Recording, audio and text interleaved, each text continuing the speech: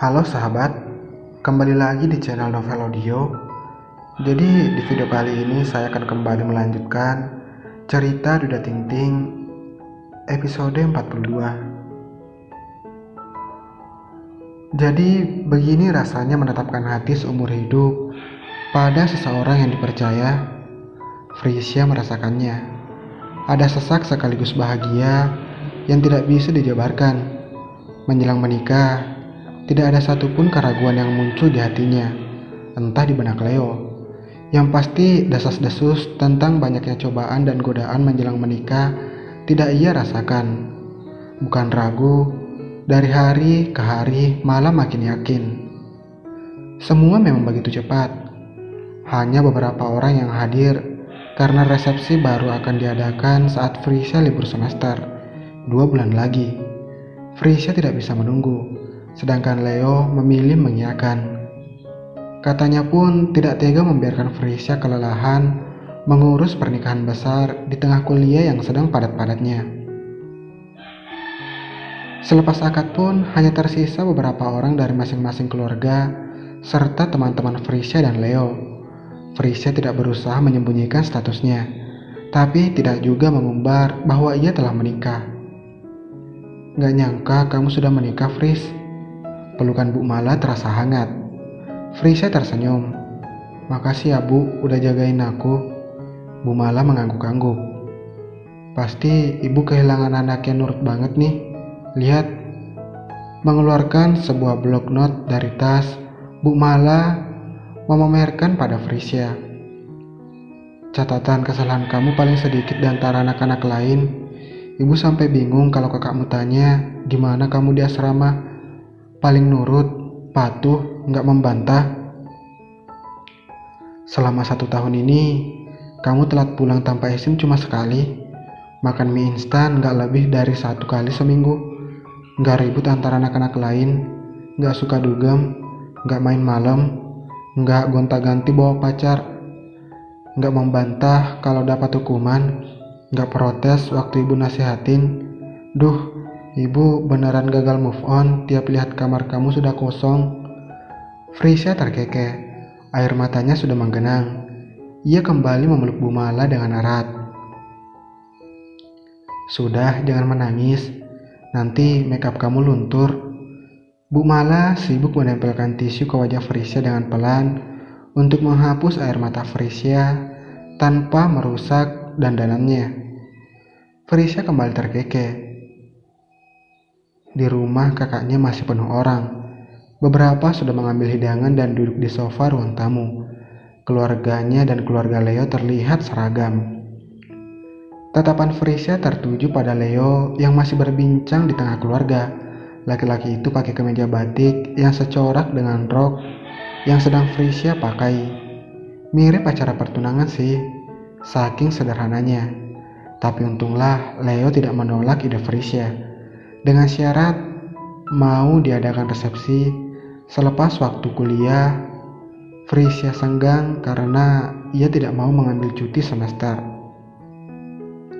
Kasihan juga si Leo. Pernikahan pertama memang besar-besaran, tapi mempelai wanita tidak kunjung muncul. Pernikahan kedua hanya di rumah sakit. Sekarang saatnya Leo ingin merasakan momen terbahagianya bersama seorang yang dicintai. Oi, Frisia tersentak menoleh. Ada Anin yang menggantikan posisi Bu Mala. Saking fokusnya memperhatikan Leo, ia jadi tidak sadar bahwa Bu Mala kini berbincang dengan Ren dan Rosa di salah satu sofa. Kawin nih, nikah, ralat Frisia sebal. Anin hanya tertawa. Nikah pakai surat, kawin pakai aurat, jelas Anin sambil berbisik. Live streaming termalam, bisa kali. Frisia menyenggol lengan Anin dengan sebal. Iya, ntar gue bagi link Zoom. Lo join ya. Giliran Anin yang bergidik. Matanya melotot tidak menyangka Frisia menanggapi ucapannya. Ngeri gue, Fris, lo makin liar aja. Padahal belum di unboxing. Makanya jangan ngomong aneh-aneh, Nin. Mulai besok masalah gituan mah, gue lebih duluan yang jago. Lalu Frisia ngakak sendiri melihat Anin. Makin tidak menyangka ia mengatakannya. Tapi nggak apa-apa deh lo live streaming, Fris. Sekelas aja gitu, biar kayak seminar proposal. Undang sekalian dosen pengujinya, biar lihat lo lulus atau enggak. Kalau suami lo mah nggak usah dinilai, duda gitu loh. Yang ada malah bikin lo terbang terus nggak balik-balik. Sinting, kurutu Frisia. Pikiran Anin tuh kadang out of the box, nggak habis pikir. Anak lo sama Leo besok gimana ya? Kalau calon ponakan lo sih, gue udah ada gambaran. Pokoknya cakep pasti. Kalau anak lo kayaknya bisa saingan sama bokapnya. Sama-sama muka bayi. Astaga Fris, gue gak bisa bayangin wajahnya bakal kayak gimana. Judes kayak lo, apa imut kayak bapaknya? Leo badan tinggi gitu, lo bilang imut Nin? Frisia tepuk jidat. Muka boleh baby face, tapi badannya kekar abis. Ia sempat lihat tadi Leo bertelanjang dada di kamarnya. Hanya sebentar memang karena Frisia memilih keluar dari kamar. Suasananya mendadak panas tiap dekat dengan Leo.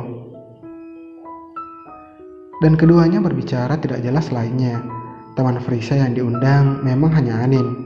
Frisia hanya percaya Anin untuk menjaga mulutnya agar kabar ia sudah menikah tidak didengar banyak orang. Hingga tiba saat resepsi nanti, baru semua boleh tahu. Walau kalau kabar itu bocor pun, sebenarnya Frisia tidak masalah. Ia cuma tidak mau menciptakan kehebohan, apalagi yang menikah dengannya adalah pengusaha yang diidolakan banyak mahasiswa sejak mengisi acara kewirausahaan di kampus beberapa bulan lalu. Menjelang malamnya, tamu baru pulang. Hanya ada keluarga Frisia yang tersisa di rumah. Masih ada dekor sederhana yang tertempel di dinding dan Frisia mengamatinya. Ia tersenyum haru. Astaga, benarkah ia sudah menikah? Rasanya cepat sekali. Tapi ia tidak menyesali. Baginya, Leo orang yang tepat untuk menemaninya setelah kesepian panjang yang dirasakan. Mau nginap di sini atau langsung ke rumah kita? Bisikan di telinga membuat Frisia menoleh. Leo terlihat segar karena baru mandi. Lelaki itu walau kurang istirahat akhir-akhir ini karena lebih banyak mengurus pernikahan, tapi malah terlihat cerah dan bahagia. Tadi juga ikut turun tangan membersihkan rumah, padahal sudah ada petugas kebersihan sendiri. Semangat Leo memang harus diacungi jempol. Langsung pulang aja, biar yang di rumah ini bisa istirahat. Aku kan juga belum lihat rumah kita yang udah diisi furniture. Leo tertawa, tawa yang selalu menenangkan di telinga. Gak sabar banget emangnya. Frisia mengangguk kuat. Ia merasakan jemari Leo meraihnya. Menelusupkan pada tiap salah membuat Frisia menunduk. Ia suka melihat cincin yang terpasang di jari Leo, menandakan kalau lelaki itu memang sudah jadi miliknya. Baju-bajunya jangan langsung dibawa semua, Fris, ujar Leo saat keduanya sudah di kamar. Ditinggal beberapa, biar keluargamu gak ngerasa kehilangan banget. Frisia tercenung beberapa saat, lalu mengangguk. Harus gak, Le? Aku ambilin minum ya. Tawarnya melihat Leo begitu cekatan memasukkan beberapa baju ke koper. Laki-laki itu kenapa semangat banget sih? Boleh, Fris? Sebenarnya alasan saja Frisia keluar kamar. Setelah menikah, ternyata aura di antara keduanya berbeda. Frisia bisa merasakannya. Deg-degan, senang, takut campur aduk. Belum sampai dapur, Frisia berhenti melihat Ren dan Rosa di ruang tengah, sedang menonton televisi. Aku nggak nginap di sini, Bang. ujar Frisia saat sudah sampai di samping Ren. Iya, sekarang kan kamu udah punya suami. Ikut suami kamu. Bang Ren kurang tidur ya? Pucat gitu mukanya. Kasihan juga pasti ikut direpotkan atas pernikahannya, batin Frisia. Abangmu nih, akhir-akhir ini susah tidur, Fris. Kadang nangis kalau ingat kamu mau nikah. Rosa menjawab. Seketika Ren menoleh ke istrinya dengan keringitan di dahi. Jangan dibilangin, bisiknya. Frisia jelas masih bisa mendengar dan ia tertawa. Ya ampun, tetap ya, di antara kami tuh Bang Ren paling cengeng, ejeknya. Rosa ikut terkekeh melihat Ren garuk-garuk kepala. Iya, perasa banget orangnya. Bentar-bentar tanya, kira-kira kamu bisa bahagia nggak ya sama suami kamu, Fris? Kalau kamu disakitin, yakin pasti abangmu maju paling depan. Mendengar itu membuat Frisia menatap Ren lekat. Beberapa saat kemudian ia beringsut mendekat. Mau peluk abang? Ren membalas pelukan adiknya. Abang cuma khawatir awalnya, kan abang yang waliin kamu, jadi pasti merasa bersalah banget kalau abang serahin kamu ke orang yang gak benar. Tuh kan, Frisia bahkan mendengar suara Ren serak. Kakaknya ini kenapa membuatnya terharu begitu sih? Makasih abang udah jagain aku selama ini, udah jadi tulang punggung keluarga. Aku selalu bangga punya kakak kayak Bang Ren. Tapi aku minta abang percaya sama pilihanku, sama kayak waktu abang minta aku percaya sama pilihan abang. Ren mengangguk. Halaan napasnya terdengar lega karena percaya bahwa adiknya bukan lagi gadis kecil seperti dulu. Abang percaya. Frisia melepas pelukan dan berdecak melihat kakaknya mengusap wajah yang mulai basah. Gimana deh kak ngurusin abangku? Susah pastikan, manja banget gitu. Ejek Frisia melihat Ren kini berpindah memeluk Rosa. Ya gimana lagi?